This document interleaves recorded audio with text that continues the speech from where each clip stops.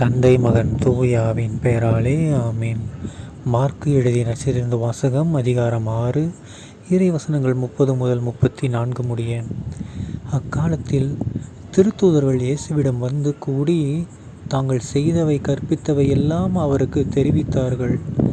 அவர் அவர்களிடம், நீங்கள் பாலை நிலத்திலுள்ள தனிமையான ஓர் இடத்திற்கு சென்று சற்று ஓய்விடுங்கள் என்றார்.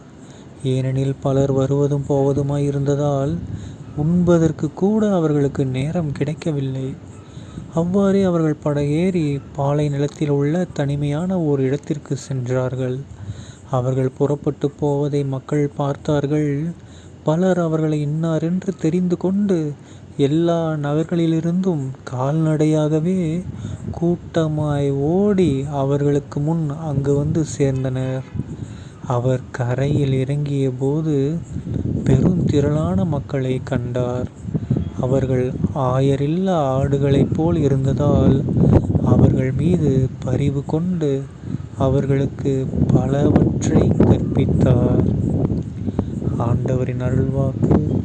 கிறிஸ்துவே உமக்கு புகழ். அன்பான சகோதர சகோதரிகளே, இன்று பொதுக்காலம் 16ஆம் வாரம் ஜூலை 21ஆம் தேதி 2024ஆம் வருடம் ஞாயிற்றுக்கிழமை. இன்று நற்செய்தியில் பாருங்கள், நம்ம இயேசு கிறிஸ்து ஆண்டவர் சூப்பராக ஒரு விஷயத்தை எடுத்துரைக்கிறார். என்ன விஷயம்? அவர் என்ன பண்ணார்? திருத்தூதர்களுக்கு பல பவர்ஸ் கொடுத்து எல்லா இடத்துக்கும் போய் கற்பித்துட்டு வாங்கலாம் சொன்னார் இல்லைங்களா?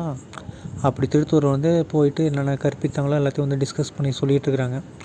அப்படி சொல்லும்போது ஏசப்பா என்ன சொல்கிறாரு? டேய், நீங்களாம் ரொம்ப டயர்டாக இருக்கீங்க, போய் ரெஸ்ட் எடுங்க. அதுவும் மக்கள் யாரும் இல்லாத பாலைவனத்துக்கு போய் ரெஸ்ட் எடுங்க அப்படின்னு அனுப்பிவிட்றாரு. தனிமையான இடத்துல போயிட்டு ரெஸ்ட் எடுங்க. ஏன்னா அவங்களுக்கு சாப்பிட கூட நேரம் இல்லையா. நமக்கே தெரியும், இப்போ ஏதோ ஒரு சர்ச்சில் ஃபாதர் நமக்கு ஆன்மீக ரீதியாக நிறைய இன்ஸ்ட்ரக்ஷன் கொடுக்குறாரு அப்படின்னா நம்ம என்ன பண்ணுவோம்? கூட்டமாக நின்று அவரை சாப்பிட விடாமல், தண்ணி குடிக்க விடாமல், ரெஸ்ட் ரூம் கூட போக விடாமல் அவர்கிட்ட எல்லா மக்களும் கூட்டமாக நின்று ப்ரேயர் பண்ணிகிட்டு இருப்பாங்க. கரெக்டுங்களா? அதே மாதிரி தான் அந்த காலத்தில் திருத்தூதர்கள்ட்டையும் நடந்திருக்கு. ஓகேங்களா? ஸோ ஏசப்பா என்ன சொல்கிறாரு? அவங்கள நலன் கருதி போய் சாப்பிட்டு வர சொல்கிறாரு. அதே மாதிரி பாருங்கள், மக்களுடைய நம்பிக்கையை பாருங்களேன். ஏசப்பாவை விட, அதாவது ஏசப்பாவுக்கு ஈக்குவலாக சீடர்கள் எங்கே போனாலும் அவங்கள தொடர்ந்து போயிட்டே இருக்கிறாங்க. சீடர்கள் மூஞ்ச மறைச்சிட்டு எஸ்கேப் ஆனாலும் அவரை தூரத்துலேருந்து கண்டுபிடிச்சவங்க என்ன பண்ணுறாங்க? ஓடி போகிறாங்க. கால்நடையாகவே கூட்டமாக ஓடி போய் அவங்களுக்கு முன்னாடி போயிடுறாங்க. ஓகேங்களா? நம்மள என்ன பண்ணோம்? கடவுளை தேடணும், கடவுளோட வழியில் நடக்கணும்னு முடிவு பண்ணிட்டோம்னா என்ன பண்ணோம்? என்ன நடந்தாலும் பரவாயில்ல, தேடி கண்டுபிடிச்சி நமக்கு தேவையான நோக்கத்தை நம்ம அடைந்தே தீரணும். ஓகேங்களா? ஏன்னா நம்ம நோக்கம் என்ன? கடவுளை நாம் அடையணும். ஓகேங்களா? இந்த வாழ்கிற உலகம் ஒரு மாயையான உலகம் நம்ம எல்லாருக்குமே தெரியும். இந்த உலகத்தில் நாம் நல்லது செஞ்சோம்னா மோட்சம் கிடைக்கும், கெட்டது செஞ்சோம்னா நரகம் கிடைக்கும்.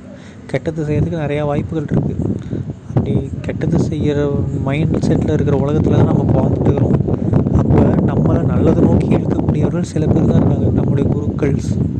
ஓகேங்களா? ஸோ அந்த மாதிரி இருக்கிறவங்க ப்ரேயர் எங்கேயோ கொடுக்கும்போதோ, டாக் கொடுக்கும்போதோ, ஏதாவது ஸ்பெஷலாக ப்ரேயர் நடத்தும் போதோ, சர்ச்சில் மாஸ் பிரசங்கம் அந்த மாதிரி நேரத்தில் காது கொடுத்து கேட்கணும்.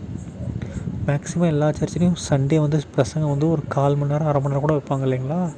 அந்த மாதிரி பிரசங்கத்தில் நம்ம காது கொடுத்து கேட்கணும். ஏன்னா வாய்ப்பு இல்லை. ஏன்னா உலகம் ஃபுல்லாக நம்ம கெட்டதே தான் எடுத்து வைக்குது.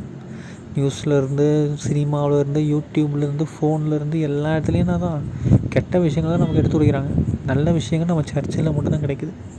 ஸோ அதை நம்ம தேடணும். மக்கள் எப்படி கால்நடையாக கூட்டமாக போய் தேடினாங்க இல்லைங்களா? அந்த மாதிரி நம்மளும் போய் தேடணும்னா கண்டிப்பாக நமக்கு நல்லது கிடைக்கும். பாருங்கள், ஏசப்பா அவங்கள பார்த்து அவங்க மீது பரிவு கொண்டு அவர்களுக்கு பலவற்றை கற்பித்தார்.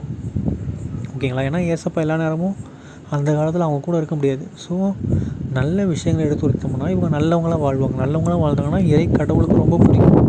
கடவுளுக்கு ரொம்ப பிடிச்சிச்சின்னா கடவுளுடைய திருவிழாப்படி அவங்க நடத்துவார். அதே தான் நமக்கும்.